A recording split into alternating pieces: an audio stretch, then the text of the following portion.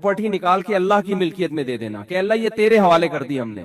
تبھی علماء کا اس پر اتفاق ہے کہ ایک جگہ جب مسجد کو نامزد کر دی جائے تو قیامت تک کے لیے وہ مسجد بن جاتی ہے، کیونکہ آپ نے اللہ کی ملکیت میں دے دی، آپ اس کو اپنی ملکیت میں واپس نہیں لے سکتے. حتیٰ کہ جس نے پلاٹ وقف کیا ہے نا وہ بھی نہیں لے سکتا واپس. ایک آدمی نے 1 کروڑ کی پراپرٹی خریدی اور مسجد کے نام وقف کر دی، نمازیوں کے لیے کھول دیا اس نے اس کو. اب وہ واپس نہیں لے سکتا کہ میرا پلاٹ ہے میں واپس لے رہا ہوں. کہیں گے جب آپ نے وقف کر دیا تو یہ کس کا ہو گیا؟ ابھی اللہ کا ہو گیا. پہلی بات تو یہ کہ گورنمنٹ کے کاغذات میں کہیں بھی مسجدوں کے لیے جتنی آبادی ہے نا جس حساب سے اس میں جگہ ہوتی نہیں ہے. اکثر مسجدیں پارکوں کی جگہ پر ہی بنتی ہیں، ہسپتالوں کی جگہ پہ، اسکولوں کی جگہ پہ. یہ حکومت کی نااہلی ہے. جو بھی رفاہی پلاٹ ہوتے ہیں ہمیشہ سے پاکستان میں مسجد انہی جگہوں پہ بنتی چلی آ رہی ہے. اور یہ مسجد والوں کا، یہ محلے والوں کا قصور نہیں ہوتا، یہ گورنمنٹ کا قصور ہے کہ آپ نے آبادی کے لحاظ سے محلوں میں آپ نے مسجدوں کی جگہ دی نہیں ہے. تو پارک بھی لوگوں کے اجتماعی فائدے کے لیے تھا، تو اسی اجتماعی فائدے میں وہاں پبلک نے جب مسجد بنا دی ہے تو پبلک اس پہ راضی ہے کہ ہم پارک سے زیادہ کس کو فوکس کر رہے ہیں؟ مسجد کو فوکس کر رہے ہیں. کیونکہ پارک میں لوگ 24 گھنٹے میں زیادہ سے زیادہ ایک دفعہ جائیں گے نا. لوگوں کو پتا ہے فلاں جگہ پارک ہے، فلاں جگہ گراؤنڈ ہے، وہاں جا سکتے ہیں. مسجد میں کتنی جگہ دفعہ جانا ہے؟ 5 دفعہ جانا ہے. جب وہاں مسجد کی جگہ نہیں ہوگی تو لوگ پارک میں بنائیں گے مسجد. دوسری بات، اگر پھر بھی یہ کام انلیگل تھا، 25 سال کا عرصہ کوئی کم ہوتا ہے کیا؟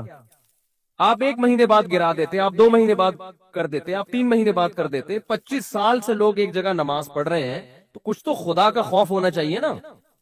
25 سال سے ایک جگہ فجر کی نماز ہو رہی ہے، ظہر کی ہو رہی ہے، عصر کی ہو رہی ہے، مغرب کی ہو رہی ہے، عشاء کی ہو رہی ہے، رمضان میں تراویح ہو رہی ہے، عید بقرعید ہو رہی ہے، وہاں جمعے کی نمازیں ہو رہی ہیں، عید الفطر عید الاضحیٰ کی نمازیں ہو رہی ہیں. 25 سال سے محلے والے وہاں ایک کراؤڈ ہو رہا ہے، بہت بڑا اجتماع ہو رہا ہے، اس کو آپ لوگوں کے جاگنگ کے لیے اور چہل قدمی کے لیے آپ گرا دیں. تو یہ جب اللہ کا خوف نہیں ہوگا تو پھر یہ کام بہت آسان ہے.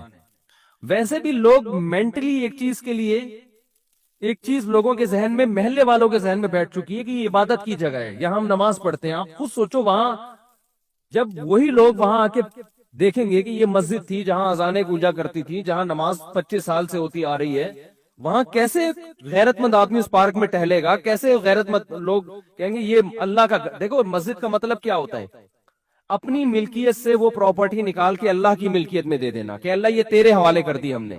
تبھی علماء کا اس پر اتفاق ہے کہ ایک جگہ جب مسجد کو نامزد کر دی جائے تو قیامت تک کے لیے وہ مسجد بن جاتی ہے، کیونکہ آپ نے اللہ کی ملکیت میں دے دی، آپ اس کو اپنی ملکیت میں واپس نہیں لے سکتے. حتیٰ کہ جس نے پلاٹ وقف کیا ہے نا وہ بھی نہیں لے سکتا واپس.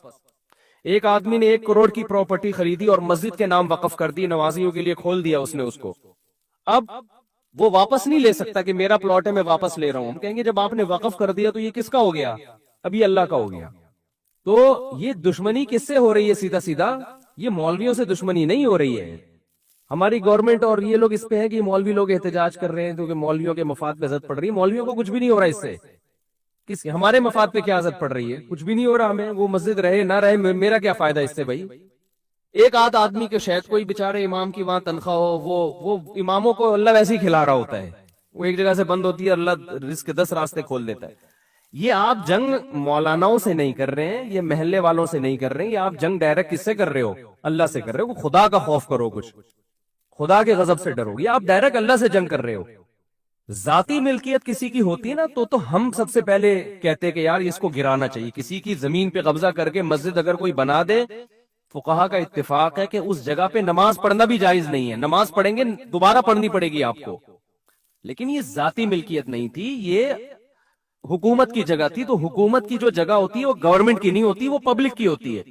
تبھی آپ دیکھیں دوسرے کنٹریز میں جو گورنمنٹ کی پراپرٹی ہوتی ہے نا اس کو عوام کی پراپرٹی کہا جاتا ہے. ہمارے اس کو گورنمنٹ کی کہا جاتا ہے. الفاظ سے بڑا فرق پڑتا ہے. باہر ملکوں میں اس کو کہتے ہیں پبلک پراپرٹی ہے، یہ مفاد عامہ کے لیے. ہمارے ہاں لفظ کیا استعمال کیا جاتا ہے؟ حکومت کی. اس کا نقصان یہ ہوتا ہے کہ لوگ سمجھتے ہیں حکومت اب اس میں خود مختار ہے. یہ لفظ ہی غلط ہے. یہ پبلک حکومت کی کوئی چیز نہیں ہوتی. جو حکومت کی چیز ہوتی ہے وہ اصل میں کس کی ہوتی ہے؟ وہ عوام کی ہوتی ہے. تو گورنمنٹ کو یہ اختیار نہیں ہوتا کہ اس میں تصرفات کرنا شروع کر دے. تو مسجدوں کے ساتھ بھی یہ معاملہ ہوتا ہے. ابھی کراچی میں وہ کون سی جگہ تھی یار، وہ جو ایک بہت بڑی بلڈنگ کو گرایا نسلا ٹاور، اس کے ساتھ بھی یہی ہوا. کتنے سال سے لوگ رہ رہے تھے وہاں پہ، اچھا خاصا ٹائم ہو گیا. اچھا وہاں اس کے اونر کیونکہ میرے بیان میں بھی بیٹھتے ہیں، ان کے ریلیٹیوز لوگ ہیں، انہوں نے مجھے کہا کہ مفتی صاحب یہ بہت ظلم ہو رہا ہے کیونکہ اس ٹاور کے سارے ڈاکومنٹس مکمل ہیں. دیکھیں جب بھی کوئی بلڈر بلڈنگ تعمیل کرتا ہے نا تو لیگل کیے بغیر تو ممکن ہی نہیں. اتنی بڑی بڑی بلڈنگیں انلیگل جگہ پہ بنی نہیں سکتی ہیں. آپ کا قانون اتنا پیچیدہ ہے کہ آپ نے ایک بلڈنگ بنا دی، 15 20 30 سال سے لوگ رہ رہے، کسی بھی سرفرے کا موڈ اٹھتا ہے نا وہ کوئی نہ کوئی کاغذ نکال کے لا کے کیس کر دیتا ہے. تو اس بلڈر کا یہ کہنا تھا کہ ہم اس کو گرا رہے ہیں ٹھیک ہے، لیکن ہمیں عدالت یہ بتائے کہ آئندہ ہم نے بلڈنگ بنانے کے لیے پرمیشن کس سے لینی ہے. سمجھ میں آ رہی ہے بات؟ ایک آفیسر نے سائن کر دیے، وہ اس کا ٹرانسفر ہو گیا، دوسرا کہتے ہیں میں نہیں مانتا اس کو. آپ کا نظام اتنا گندا، اتنا پلید، اتنا غلیظ نظام ہے. اور اسلام آباد میں ایسے ہی کئی مسجدیں جو انلیگل بنی ہوئی تھی وہ لیگل ہو گئی ہیں. تو یہ اپنی ٹھڑک پوری کرنے کے ذریعے ہیں. 30 سال سے لوگ کسی آبادی میں رہ رہے، حکومت انلیگل قرار دے کے بلڈوزر پھیر دیتی ہے ان آبادیوں کے اوپر. بھائی جب یہ آپ اسی وقت کرتے ہیں نا یہ کام، اور جب آپ نے تاخیر کی ہے تو اب یہ اس بندے کا قصور نہیں ہے یا ان لوگوں کا قصور نہیں ہے جو اس بلڈنگ میں رہ رہے ہیں. یہ قصور کس کا ہے؟ گورنمنٹ کا. تو عدالت کو چاہیے گورنمنٹ کو جرمانہ ڈالے کہ اگر یہ بلڈنگ ہم گرا رہے ہیں تو جتنے کی ابھی اس کی جو مارکیٹ ویلیو ہے تمام لوگوں کو اور بلڈر کو جو نقصان ہوئے گورنمنٹ پہلے پے کرے گی، اس کے بعد یہ بلڈنگ گرے گی.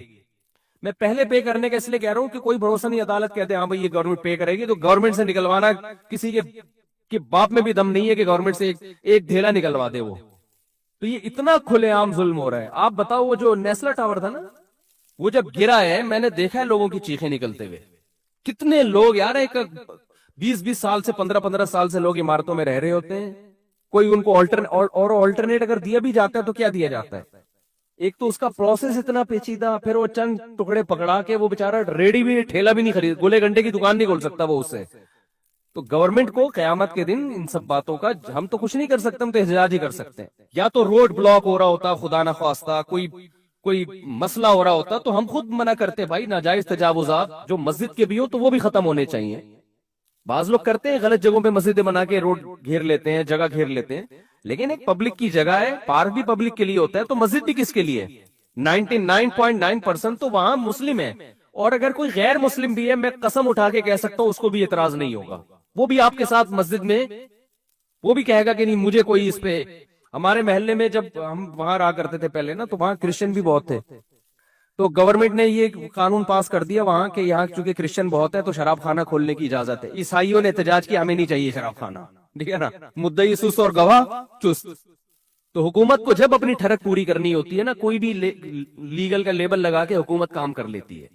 تو وہاں عیسائیوں نے کہا بھائی ہمیں کب ہم غیر مسلم ہیں لیکن ہم نہیں پیتے شراب، ہم نہیں کھولنے دیں گے شراب، ہمیں نہیں چاہیے شراب خانہ. لیکن گورنمنٹ نے کھولنا تھا پھر بھی کھول دیا. تو ان کو اپنی ٹھڑک پوری کرنی ہوتی ہے. تو یہ اپنی ٹھڑک جب پورا کرنا چاہتے ہیں کر لیتے ہیں. ہم انلیگل کاموں کی حمایت نہیں کر رہے ہیں. اگر کسی کی ذاتی پراپرٹیز پہ کوئی مسجد بنی ہوئی ہے اس کو حکومت کا حق ہے کہ وہ گرائے. جس نے بنائی ہے اس نے غلط کیا.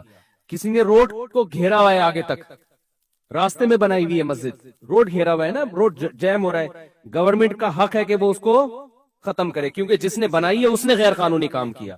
لیکن 25 سال سے میرے بھائی ایک پبلک پراپرٹی ہے اس میں ایک مسجد بنی ہوئی ہے، کسی کو کوئی اعتراض نہیں ہے، اور وہ 25 سال کو کم عرصہ نہیں ہوتا. آپ کو اعتراض تھا آپ پہلے سال کر لیتے، دوسرے سال کر لیتے. اب اپنی نااہلی کی سزا آپ وہاں کی عوام کو نہ دیں.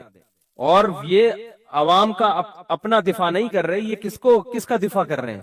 یہ اللہ کا. اللہ کہہ رہے میری زمین ہے، میرے نام وقف ہو چکی ہے، میں لوگ نماز پڑھتے ہیں، تو بھی اللہ کے لیے یہ کام وہیں کی عوام کرے گی تو اس کا کوئی مؤثر اثر ہوگا، ورنہ باتوں سے کچھ نہیں ہوتا.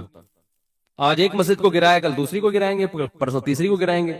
میں نے قرآن مجید کی ایک آیت آپ کے سامنے تلاوت کی ہے جس میں اللہ نے پورے اسلام کو 2 لفظوں میں بیان کر دیا ہے. پیچھے جو طلبہ ہیں ان سے گزارش کروں گا کہ خاموشی اختیار کر لیں.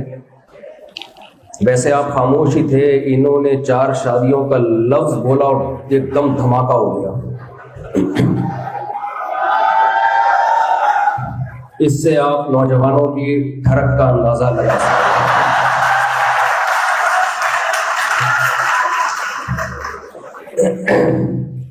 اور میں بہت سارے اسٹوڈنٹس کو دیکھ رہا ہوں، میری طرف کیمرہ بہانا ہے، میری طرف گھما کے لیفٹ پہ لے کے جانا، اس سے لڑکیوں کو تھوڑا سا ہوشیار رہنے کی ضرورت ہے۔ تو ہم 4 شادیوں پہ بھی بات کریں گے اینڈ میں، پہلے مجھے جو ٹاپک ہے اس کو کمپلیٹ کرنے دیں، اینڈ میں بات کروں گا۔ اور اینڈ میں اس لیے تاکہ آپ اس بہانے بیٹھے رہیں آرام سے، بیچ میں اٹھ کے جائیں گے۔ اب تھوڑا سا سیریس ہو جائیں، سنجیدگی کے ساتھ کچھ باتیں دیکھیں۔ ابھی میں نے جو آیت قرآن مجید کی پڑھی ہے، یا ایھا الرسل کلوا من الطیبات واعملوا صالحا، 2 لفظوں میں اللہ نے اسلام کو بیان کی ہے۔ آج ہمارے جو نوجوان ہیں، جو یوتھ ہے، وہ پابندیوں سے بہت گھبراتی ہے۔ ذرا خاموشی ہو جائے پھر بات کرنے میں مزہ آئے گا۔ اور لوگ پوچھے اگر آپ کو چاہتے ہیں کہ مفتی صاحب بات کریں تو اس کے لیے آپ کو کچھ ہونا پڑے گا۔ ہم مفتی صاحب سے کبھی کہیں گے گفتگو کرنے کو جب آپ کچھ ہو جائیں گے۔ جی میں عرض کر رہا تھا کہ آج نوجوان طبقہ وہ پابندیوں سے بہت گھبراتا ہے، اور پوری دنیا میں آزادی آزادی آزادی آزادی، یہ ایک نعرہ ہے کہ ہم آزاد ہیں۔ عورت کو مرد سے آزاد کیا جائے، مرد کو عورت سے آزاد کیا جائے، اولاد کو ماں باپ سے آزاد کیا جائے، ماں باپ کو اولاد سے آزاد کیا جائے۔ ہر شخص کی ایک انڈیویجول لائف ہو، انڈیپینڈنٹ ہو، کسی پہ انحصار نہ کرتا ہو، کوئی پابندی نہ ہو، میں آزاد ہوں، میرا جسم میری مرضی، میری لائف میری مرضی، میں جو چاہے کروں، مجھ سے کوئی پوچھنے والا نہیں ہے۔ یہ نعرہ بہت اٹریکٹیو ہے، دیکھنے میں بڑا اچھا نعرہ لگتا ہے یہ، لیکن یہ بڑا زہریلا نعرہ ہے۔ آپ کو چند آزادیاں دے کے اصل میں بہت ساری پابندیوں میں جکڑ لیا جاتا ہے۔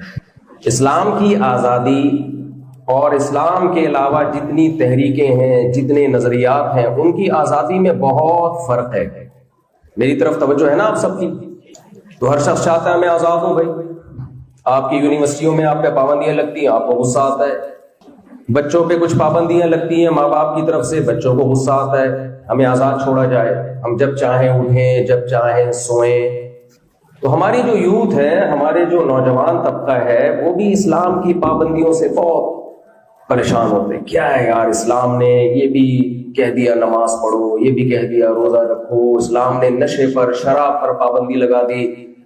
جب بزنس کرتے ہیں تو مفتیان کرام اس میں بھی ٹانگ اڑاتے ہیں، یہ سود ہے، یہ حرام ہے، یہ حلال ہے، یہ جوا ہے، یہ ناجائز خرید و فروخت ہے۔